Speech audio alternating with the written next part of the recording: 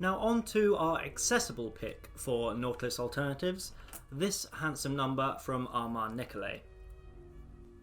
The J09 boasts a curved case that's almost square, and a bezel that's somewhere between round and octagonal. Now, thanks to dimensions, it actually wears far larger than its 41mm suggests. It's still comfortable, it's just a rather weighty piece of metal. The dial, however, is somewhat of a caricature of the Nautilus. The colour is slightly off than the iconic blue version, the horizontal lines are a tad too chunky, and the indexes are sectored off by plain dial around the edge. One nice touch, however, is on the date at 6 o'clock, which, as you can just about see, has bordering in the same kind of style.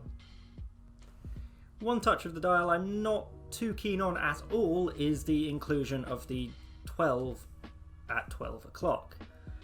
Not entirely sure why, I feel like it just interrupts the watch in a way that's a little strange and could have just been done with a slightly larger index, like a lot of diving watches do. And honestly, that describes this watch as a whole.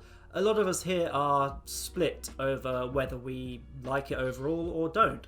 I personally am a fan of the overall design. I think it hits all the right notes, and because of the price, I think it hits them pretty well.